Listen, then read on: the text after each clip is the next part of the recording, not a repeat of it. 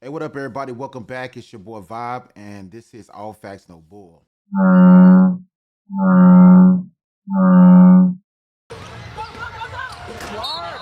hammer. That's right. Reese is being reviewed for possible upgrade to a flagrant. I think it'll be upgraded here. And, she gets her really hard there. New reaction after this controversial foul on Caitlin Clark. Unnecessary. Clark's Indiana Fever taking on the Chicago Sky on Saturday. The Sky's Kennedy Carter hitting a shot, then heading over to Clark and shoulder checking her. That Angel took exception to. So initially, Angel pushes Natasha Howard. Caitlin Clark points out the no call. Then she applies a hard foul on Reese. Reese gets up right away to get in the face of Clark. Aaliyah Boston ends up getting between them. You'll see on this angle, the initial part seems okay from Clark, but then there's a shove at the end that I think should be upgraded to a flagrant one because that seemed like unnecessary contact from Clark. Yeah, I agree with you. And she goes in. There is a little bit extra there from Caitlin Clark in terms of the foul. It's definitely a hard foul. It's not a foul that's putting somebody in a position to get injured. But yes, I think it should be upgraded to a flagrant on Caitlin Clark because of that left arm as it wraps around and pushes. The initial, you understood what Caitlin was doing initially because she sees a wide open layup. You'd rather put Reese in the line. After review, the on-court ruling of a personal foul on Caitlin Clark has been upgraded to a flagrant foul, penalty 1. Today, we're going to be diving into a conversation that's bigger than basketball. Caitlin Clark and Angel Reese are back in the headlines, and so is the WNBA, which is not always a good thing, right? Not too many people watch WNBA basketball. But surprisingly, which just had its most watched opening weekend in ESPN history. Crazy. I know. I agree. But we're going to have a discussion here. But let's be honest. The debate that's swirling around these athletes aren't just about what's happening on the court, of course. That's not always the case. It seems that we see it everywhere on social media feeds and comment sessions, and even the way people have latched onto this new term, black fatigue. Yeah, to frame their own narratives around something. I guess they're tired of black people complaining, and I guess Angela Reese is one of these black people who complaining about not getting a fair shot when she's been one of the ones who's been not giving a fair shot, I guess, to Caitlin. So I don't know. I'm not a huge fan of WNBA basketball, but I do need to know, are we tuning in for the basketball or for the drama? And the debate that's grown around these players, because they have been rivals since they was in college. And we know that this is not the first time, we've seen this or whatever Angela Reese did to Caitlin Clark, or what Caitlin Clark did to Angela Reese. To make sure I put that in there for you all.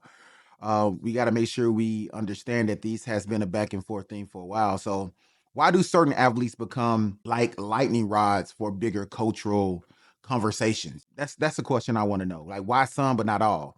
What does this say about us that we keep returning to the same debates week after week? We gotta think about that. We keep talking about this stuff week after week.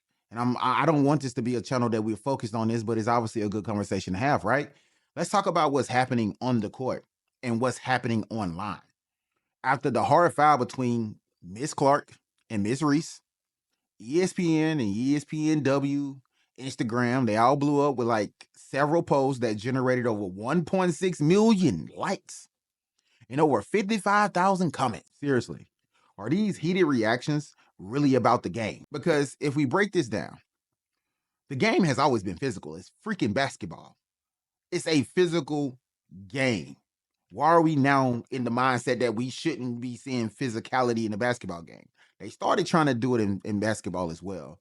You see all the flopping. Shout out to my boy LeBron, but you see him flopping. You see everybody flopping with these made-up fouls. Michael Jordan played against Detroit for many years until he said, you know what, y'all got to do something about these people beating me up.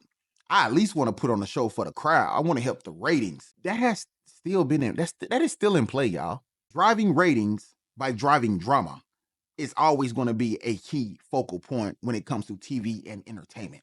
Please jump in the comment section if you disagree. If you really disagree with what I just said, jump in the comment section and tell me why, right? So ask yourself, is these heated reactions really about the game, or are they or are they reflections of something deeper? Is there a deeper understanding here other than what I just said?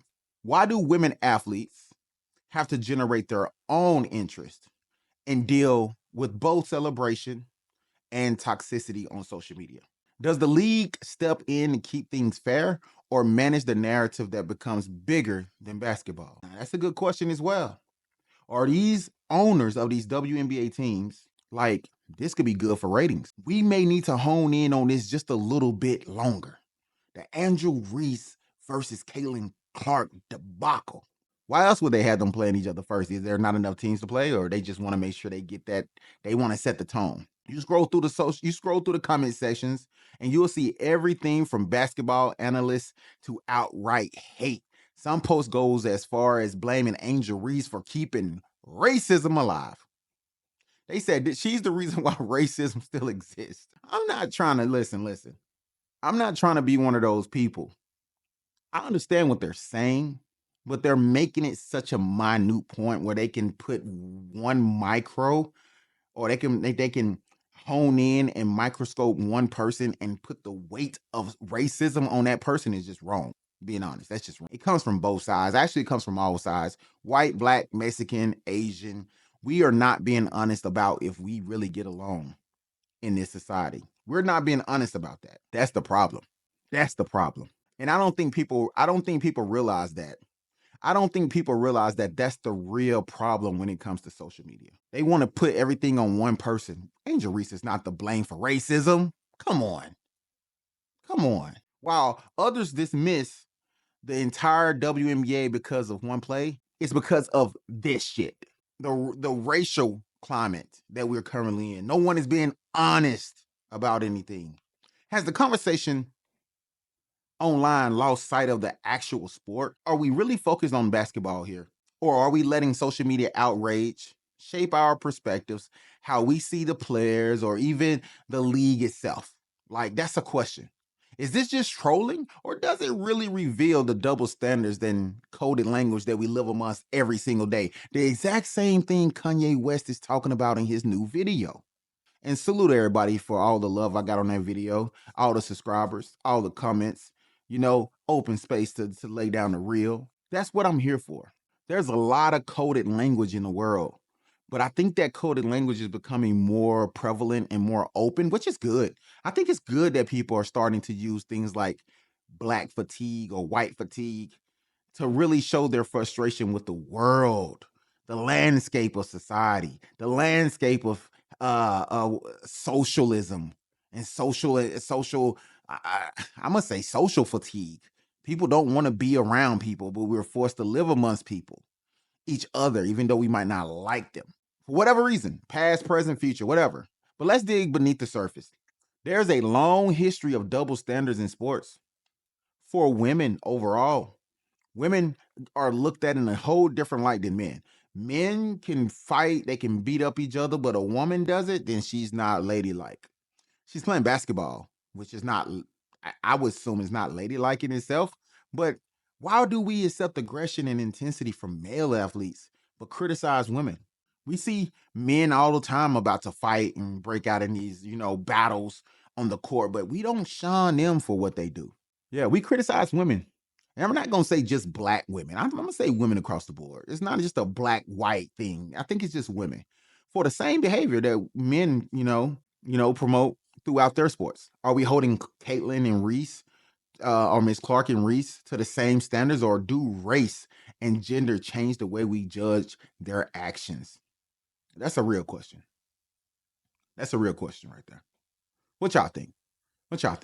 How do these double standards affect not just, their careers, of course, but the way the young athletes and fans see themselves and the game? Yeah. It's a real thing, y'all. It's a real thing.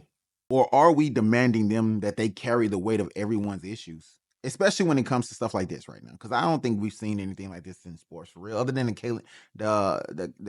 Colin Kaepernick. Is it Colin Kaepernick? I forgot the dude's name. What questions do you think aren't being asked in mainstream coverage of this rivalry? How can we move past the stereotypes and really celebrate the growth and complexity of women's sports, or basketball in particular, now that we're focused on women's basketball, and has become the number one thing for women now. But how do we allow these women to grow and be athletes? Or is we turning this into Love and Hip Hop or some type of drama series, that's on baddies, or this is baddies basketball? Like what is going on here? What are we doing? We criticize Angel Reese the way she dressed. We criticize the way she talks to them about men. She's a woman. We talk about how Caitlyn is white and she shouldn't be in the NBA doing what she does. Like why are we still having these conversations like things aren't different? Like we should be so far removed from that conversation that white people can't rap and white people can't play basketball and white people shouldn't be whatever. Forget all of that. Let people be people. Let people be people. And how they carry themselves should determine their professional capacity and how people treat them. That's it. Nothing else. At the end of the day, the rivalry between Caitlin Clark and Angel Reese is about much more than just basketball. It's about history making viewership. Like I told y'all about Michael Jordan, Detroit, he turned the sport on his head when he was able to actually play the game. Caitlin Clark is turning the sport on his head now that she can actually ball and play the game, you know? But it's also about the stories we tell, the language we use, and the double standards that persist in sports and in society, because I don't think we talk about that enough. We might have the same conversation, but we're not talking about the truth enough.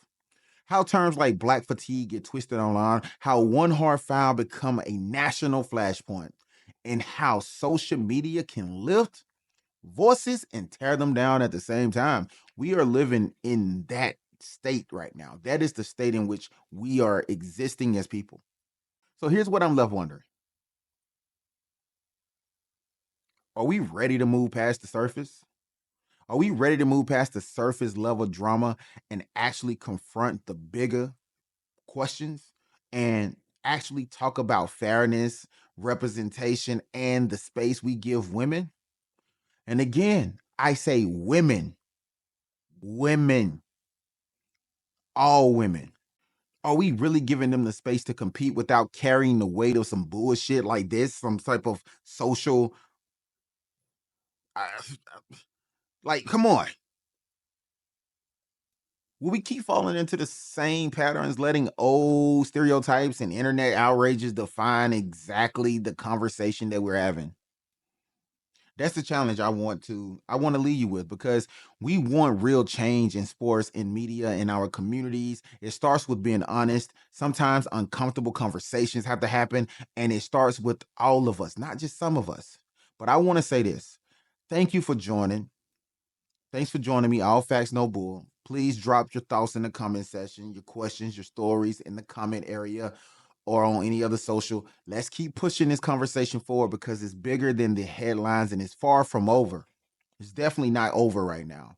So until next time, stay honest, stay curious, and definitely keep asking the tough questions, because obviously nobody else is.